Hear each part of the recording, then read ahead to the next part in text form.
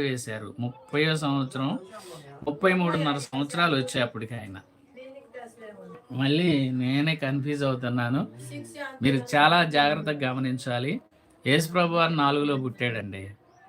4లో పుట్టిన తర్వాత 20 ఏళ్ళలో బాప్తిజం తీసుకున్నాడండి. అక్కడికి 30 సంవత్సరాలు వచ్చినాయండి యేసుప్రభుకి.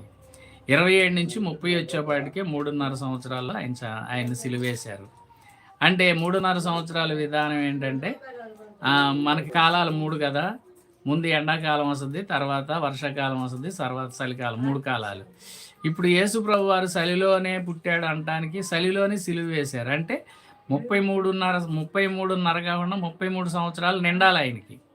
అంటే చలికాలం అనేది మనం చెప్పటానికి వీలు లేదు. అంటే బైబిల్లో రాయలింది మనం చెప్పకూడదు కదా.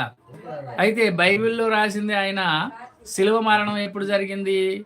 ఆయన 33.5 సంవత్సరాలు. 33.5 సంవత్సరాలప్పుడు ఆయన వయసు 33.5 సంవత్సరాలు వయసులో మరణం